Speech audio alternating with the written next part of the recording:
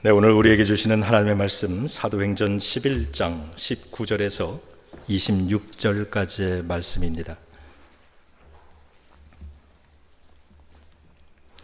자, 성경 가지신 분들 다 찾아주시기 바라고요. 사도행전 11장 19절에서 26절까지의 말씀 봉독하겠습니다.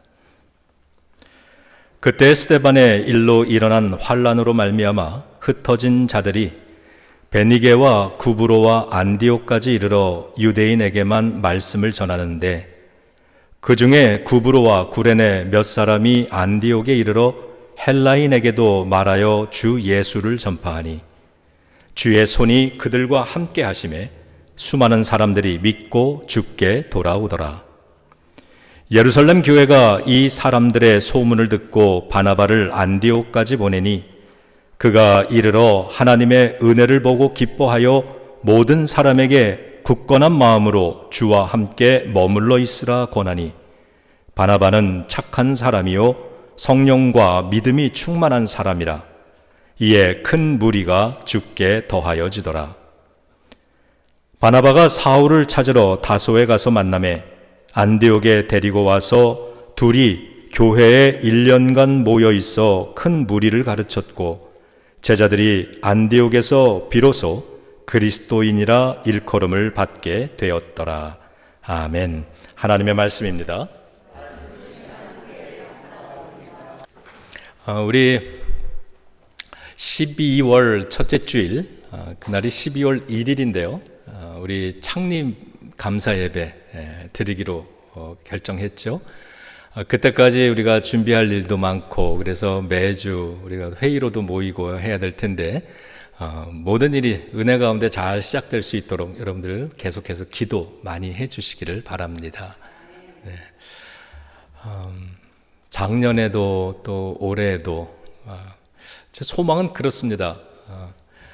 그 1년에 한 명이라도 정말 신실한 성도 한 사람이 올 수 있다면 그게 얼마나 행복한가. 그래서 여러분들 너무 많은 것들, 또 많은 소망이나 아니면 교회에 더 많은 풍성한 이런 것들을 자꾸 생각하면서 하기보다는 오늘 우리에게 주어져 있는 이 공동체를 참 은혜롭게, 아름답게, 기쁘게 그렇게 예배하며 함께 성장해 나가는, 하나님의 뜻을 세워나가는 그런 공동체가 되어지는 것에 더 마음을 가져주시고, 1년에 딱 한 명이라도 정말 귀한 성도가 와서 우리의 일원이 되고 그렇게 하나님께 함께 성장해 나갈 수 있다면 그것이 우리의 목표이고 기도가 되면 좋겠다. 얼마나 감사한가.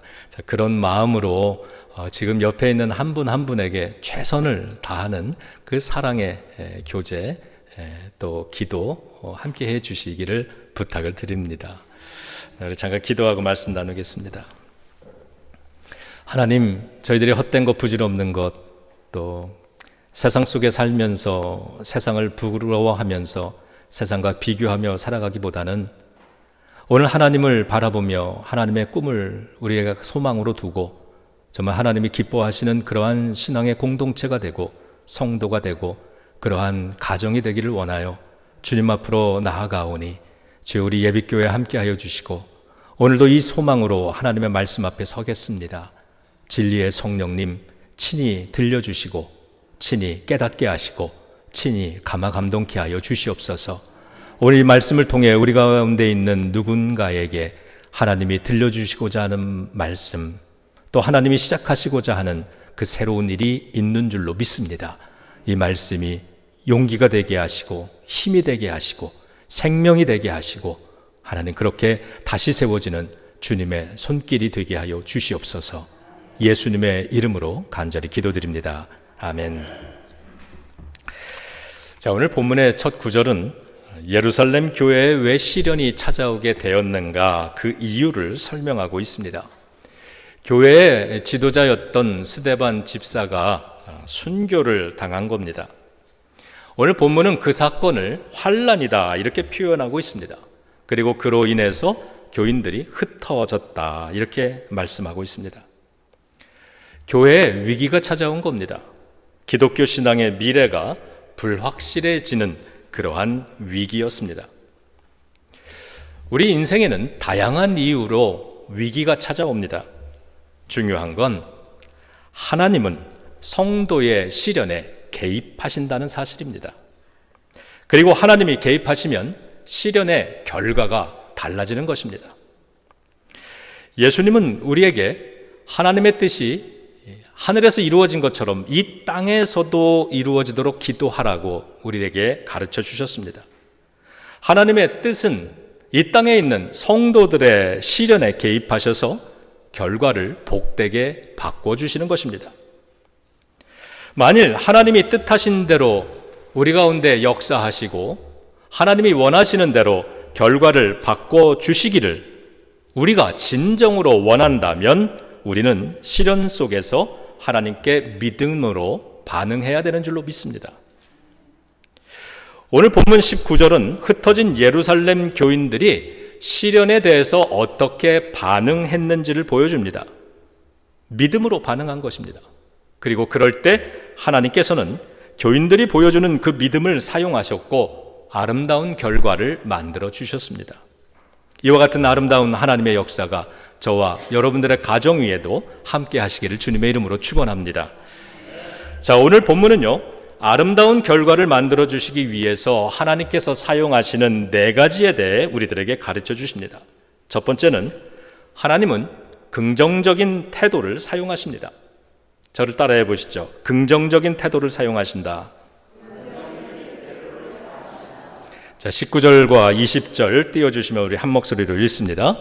그때에 스데반의 일로 일어난 환란으로 말미암아 흩어진 자들이 베니게와 구브로와 안디옥까지 이르러 유대인에게만 말씀을 전하는데 그 중에 구브로와 구레네 몇 사람이 안디옥에 이르러 헬라인에게도 말하여 주 예수를 전파하니. 아멘. 예루살렘 성도들은 예루살렘 교회에 닥친 환란으로 인해서 흩어져야만 했습니다. 예루살렘을 떠나 여러 도시로 피신을 했습니다. 보통 사람들은 이런 시련을, 인생의 시련을 겪으면 신앙에 회의가 생겨서 복음을 거부하는 법인데 예루살렘 성도들은 시련에 반응하는 모습이 달랐습니다. 흩어진 곳에서 오히려 복음을 전했고 예수 그리스도를 증거했습니다. 만일 오늘 시련을 경험하고 있다면 믿음을 굳건히 붙잡으시기를 주님의 이름으로 축복합니다. 시련에 대해 믿음으로 반응하면 하나님의 손길이 역사하십니다. 그러나 그렇게 하지 못하고 대신에 우리가 부정적이 되고 비판적인 그러한 태도를 가지면 시련과 함께 망할 뿐이죠. 예루살렘 성도들도 사실 이런 상황이면 여러 가지 복잡한 생각을 하면서 움츠려들만 합니다. 왜 이런 일이 생겼나? 신앙의 길에 이게 맞는 결과인가? 믿음이 과연 효과가 있는 것인가? 이런 여러 가지 생각을 할 만한데, 그러나 그러한 생각과 의문에 인생을 소비하는 대신에 그들은요, 하나님을 믿고 믿음의 확신을 따라서 무엇을 하는 것이 옳은 것인지에 집중을 했다는 겁니다. 그러므로 우리도 만일 오늘 시련을 경험하고 있다면 그 시련 속에서 하나님의 개입하심을 굳게 믿고 믿음에 인도하는 대로 따라가야 되는 것이죠. 이 모든 상황을 부정적으로 바라보기보다는 긍정적으로 생각하고 적극적으로 행동할 때 우리는 하나님께 쓰임받을 수 있습니다. 이 예루살렘 성도들 흩어진 곳에 교회를 떠나서 전혀 낯선 도시로 피난을 가야만 했지만 그곳에서도 만나는 사람들에게 복음을 증거하고 예수 그리스도를 전파했다고 말을 합니다. 저와 여러분들 우리 예빛교회의 모습이 그러할 수 있기를 주님의 이름으로 축복합니다. 자, 두 번째입니다. 하나님은 넓은 생각을 사용하십니다. 자, 따라야 합니다. 넓은 생각을 사용하신다. 계속해서 19절과 20절을 살펴보면 이방 도시로 들어간 예루살렘 교회의 어떤 성도들은 복음을 전했으나 고정관념을 벗어나지 못하고 그곳에 사는 유대인들에게만 복음을 전했다고 합니다. 그런데 똑같이 흩어졌던 교인들 중에는 넓은 생각을 가진 사람들이 있었는데 그들은 이방 도시에 왔으니 이방인에게도 복음을 전할 기회라고 생각을 했던 겁니다. 새로운 관념을 받아들인 겁니다. 그 당시에 복음은 선택받은 민족인 유대인에게만 허락된 것이지 이방인에게는 허락되지 않은 것이라는 것이 관념이었습니다. 일반적인 믿음이었습니다. 그런데 예루살렘 성도들 가운데 어떤 사람들은 그런 고정관념에 얽매이지 않고 생각을 넓히고 마음을 넓혀가기 시작했습니다.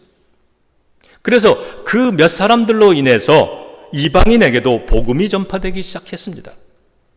그랬더니 안디옥 교회가 세워지게 되고 그 안디옥 교회를 시작으로 해서 수많은 이방 교회가 세워지는 사도행전의 역사가 여기서부터 출발이 되고 있는 것입니다.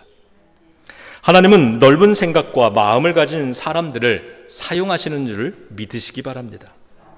우리가 너무 익숙한 것에 갇혀 있지 말아야 합니다.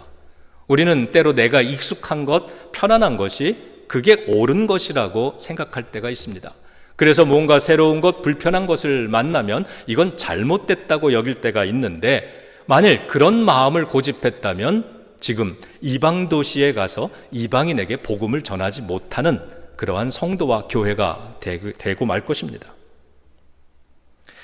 익숙한 것에 너무 갇혀 있지 말아야 하고요. 고정관념의 틀 안에 성령님의 자유로우신 역사하심을 우리가 자꾸 가두어 두면서 그걸 경건한 것이라고 여겨서는 안 될 것입니다. 하나님의 인도하심을 따라 우리 예비교회는 새로운 꿈과 새로운 비전을 가질 수 있기를 주님의 이름으로 축복합니다. 세 번째입니다. 하나님은 성품을 사용하십니다.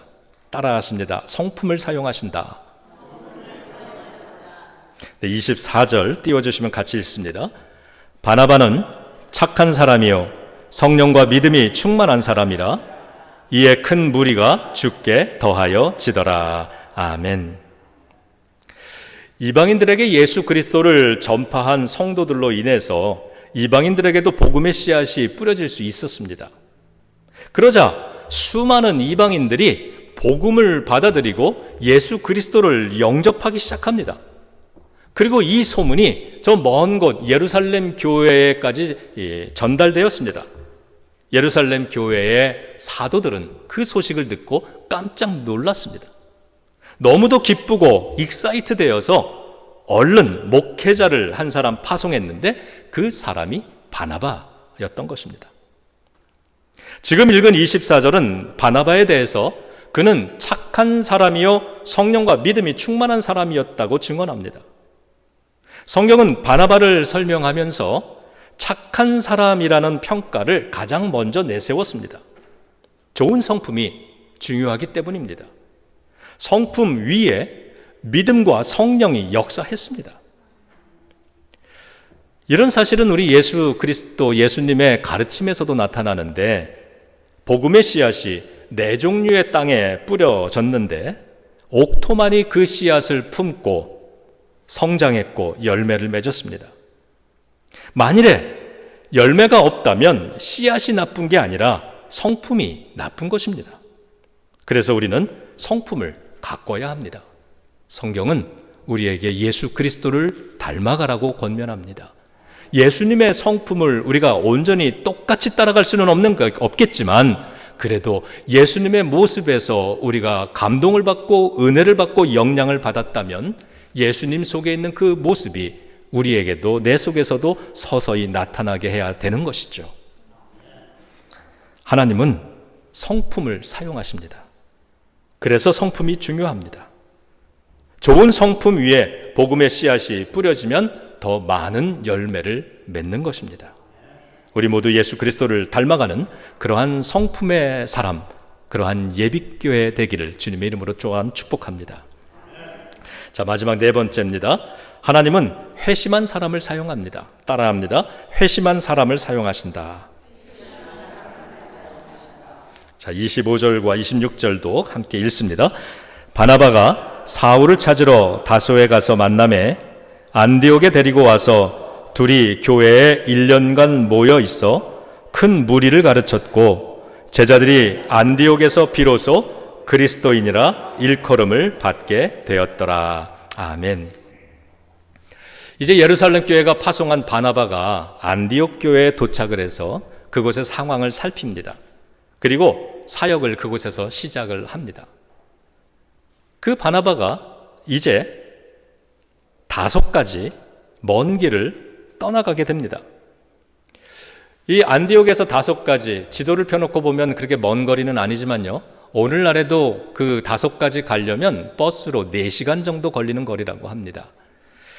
결코 걸어서 가까운 거리는 아닌데, 바나바가 안디옥 교회에 할 일이 많은데 온 지 얼마 안 되어서 왜 이 먼 곳 5가지 찾아갔느냐? 그곳에 사울이 있었기 때문이라고 말을 합니다. 아직까지는 성경은 사울이라고 부릅니다. 이 사울이 나중에 바울이 되는 사람이죠. 지금 예루살렘 교회가 이 환란을 겪게 된 것, 교인들이 다 뿔뿔이 흩어지게 된 것, 그 배후에는 누가 있습니까? 사울이 있었죠. 사울이 앞장서서 교회를 핍박했고 스데반 집사를 죽였기 때문에 이렇게 오늘 이런 어려움이 생겼는데, 그 당사자라고 할 수 있는 사울을 누가 찾아간 거예요? 바나바가 찾아갔답니다. 최근 몇 달 사이에 이 사울에게 어떤 일이 있었습니까? 사울이 다메섹이라고는 도시로 교인들을 핍박하기 위해 가던 도중에 그 다메섹 도상에서 예수 그리스도를 만나는 체험을 하지 않습니까? 그리고 교회를 핍박하던 삶을 그날 그 시로부터 자기의 삶을 청산하고 회개했습니다. 그런데 사람들은요, 여전히 바울을 의심의 눈으로 바라봅니다. 여전히 바울을 경계하고 있습니다. 그래서 이 시기에 어느 누구도, 어떠한 사도도 이 사울에게 사역을 맡기지 않았습니다. 그래서 사울은 다소라고 하는 작은 도시에 조용히 머무르며 때를 기다리고 있었던 것입니다. 그런데 그 소식을 알았던 바나바가 사울을 찾아가서 함께 사역을 하자고 손을 내미는 것입니다. 이렇게 해서 바울이라고 하는 기독교 역사의 가장 위대한 전도자가 세워질 수 있었던 것입니다. 바나바의 그 착한 성품이 이런 귀한 일을 가능하게 만들었습니다. 착한 성품을 가진 바나바가 그 성품 위에 믿음이 더해졌더니 이런 일을 할 수 있었던 것이죠. 하나님은 이렇게 바나바를 사용하셨습니다. 그리고 바나바를 통해 사울을 사용하셨습니다. 사울은 우리가 아는 대로 큰 죄인입니다.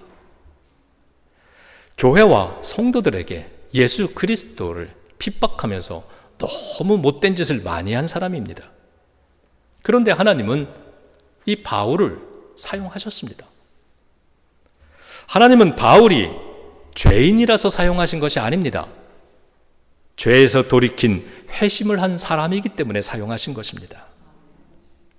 죄가 많은 곳에 은혜가 크다, 이 말 다 기억하실 겁니다. 이 말을 누가 한 말입니까? 바로 당사자인 이 바울이 로마서 5장에서 했던 이야기입니다. 죄가 많은 곳에 은혜가 크다. 자기의 인생을 되돌아보면서 했던 고백이죠.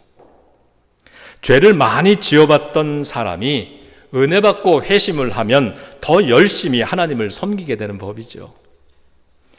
바울이 하나님은 죄인도 쓰신다 그러니까 그냥 여전히 죄인인데 하나님이 쓰신다고 우리 착각할 수 있습니다.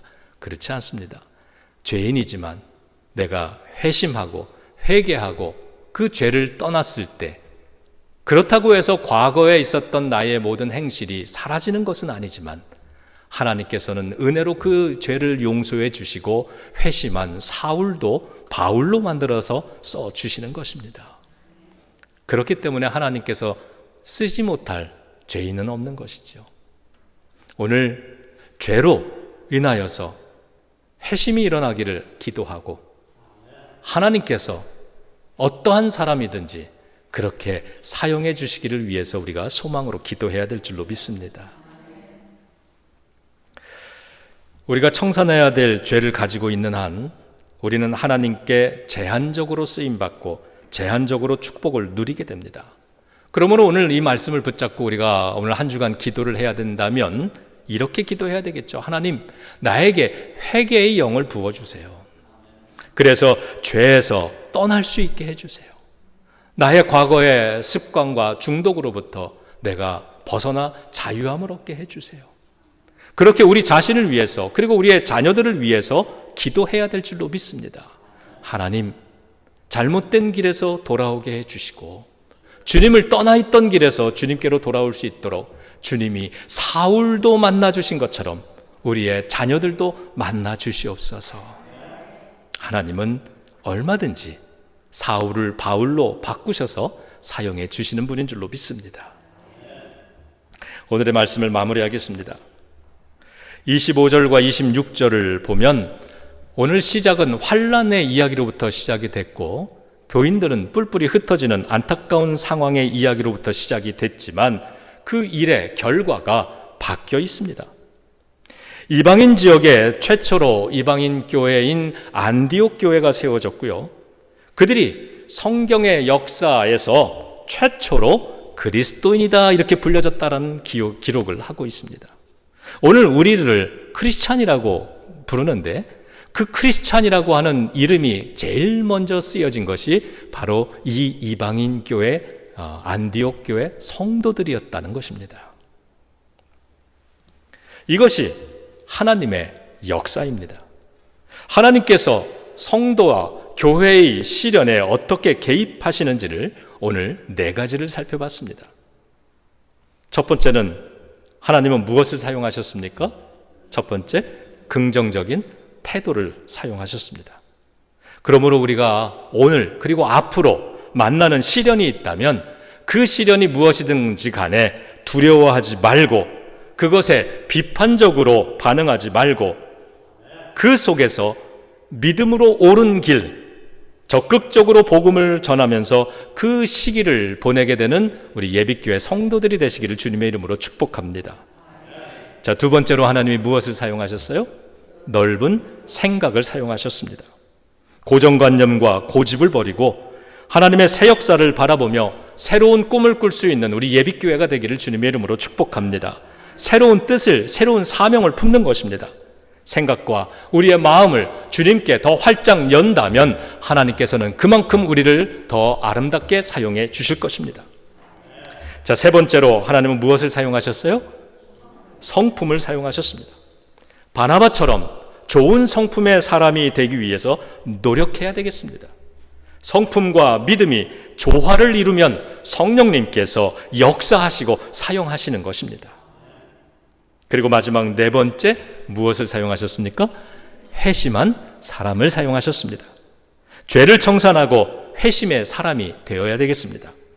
그렇게 변화되기를, 날마다 그리스도를 닮아가기를 우리가 거기에 관심을 갖고 그것에 전념할 수 있는 그러한 우리 예비교회 모든 성도들이 되시기를 주님의 이름으로 축원합니다. 기도하겠습니다. 하나님, 시련 중에 있는 성도들, 시련 중에 있는 자녀들을 위해 기도합니다. 예루살렘 교인들이 시련과 환난 중에서도 믿음을 지킴으로 하나님께서 아름다운 결과를 만들어 주셨듯이 우리 성도들의 가정도 동일한 결과를 맞이하도록 인도해 주옵소서. 사도행전 11장의 고백이 우리 예비교회의 고백이 되게 하시고 우리 성도들 가정의 고백이 되게 하여 주옵소서. 예수님의 이름으로 기도드립니다. 아멘.